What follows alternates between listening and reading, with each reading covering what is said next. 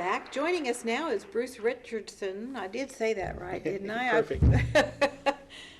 Bruce is with Bar to Bar MX, and they're having a pretty cool event this weekend. Yeah, this weekend and next. Yeah, we got back-to-back weekends. This weekend is the opening round of the Kansas Motocross Championship Series. So this weekend we'll have athletes starting at the age of 4. Wow. And up over 70 years old, and everybody in between. So these athletes, will have some pro riders out there this weekend. Mm-hmm. And so on a state race like this, we run practice on Saturday from 10 to 2, and then Sunday's the big day. Sunday's the race day. Okay. And we have so they can come out and watch the practice absolutely. as well as the actual races. One wristband ticket gets you in all weekend long. So, and every ticket's a VIP ticket for the spectator. So they get to mingle with the riders and their teams and their mechanics and look at their bikes and talk to them and get full property. It's neat. So, and you said the times again on Saturday, the practice is 10 to 2? It is, yeah, 10 to 2 on Saturday, and then we get up early on Sunday. We get church out of the way at 7, and we get racing at 8 o'clock in the morning on Sunday. Really? Yes, ma'am. Wow. So, Sunday lasts till when? We'll run till 4:30, Really? 5 o'clock Sunday evening. So it's It's a full day yeah. action. And we get a lot of families that come out and bring their lawn chairs and their coolers and have a picnic and watch a bunch of motocross racing and seeing bikes fly high through the air and, Oh, wow. and race side by side. And it's a if you've never been to a motocross race, we might be a little biased, but we think it's the greatest sport on 2 wheels to go physically watch live in person. So you told me that you were voted the #1 track in in Kansas. Yeah, Kansas? We've been very fortunate, and we have received the tracking years. Wow. And Bar to Bar MX Park is the only AMA sanctioned motocross track in the entire state, which is the American Motorcyclists Association. And therefore we participate in the Monster Energy Loretta Lynn National Motocross Championship program, which is next weekend. And we'll have riders from all over the country come into Wichita starting on Wednesday. Yeah. And they'll stay in town Wednesday, Thursday, Friday, Saturday, and Sunday. So it's an exciting back-to-back weekend. Well, this is really good for the economy for Wichita, too. You know, we have some sponsoring hotels, and they're sure thankful. And then all the restaurants, at least on the north end of town, are very thankful. And we're just excited to provide an opportunity to give back, 1, to the community, and 2, provide a fun environment and an inexpensive way that people can come out and spend an entire weekend or just spend a couple hours and see something, experience something maybe they never have, or it's been a long time since they have.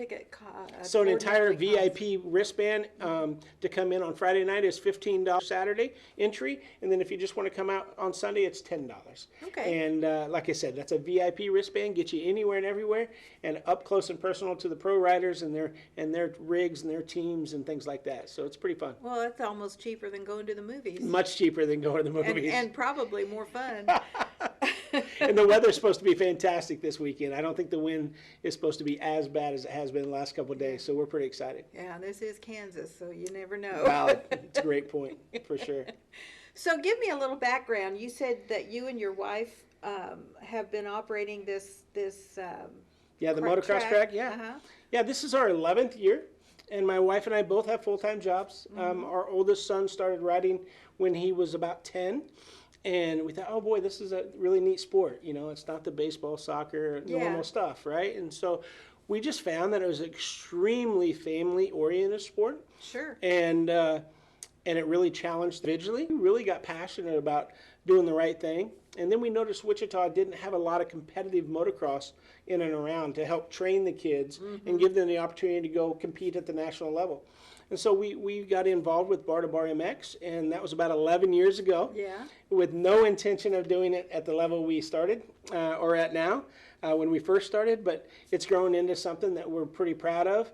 And obviously we can't do it by ourselves. We have an army of friends and family and volunteers, and probably have lost some friendships over the years because we require so much and it takes so much to put on an event. But the motocross community it's different. It's very family oriented, and everybody's willing to help each other. And without all the volunteers and all the help, we could never do it. So tip our hat to every one of them, and there's a lot of them. And are you always looking for new volunteers? You know what? We've never said no to Yeah, anybody that said. there you go. It might not be the most pleasurable job in the world, but if you like motorcycles, you like families, and you like being outdoors, it's a great place to be. That's cool.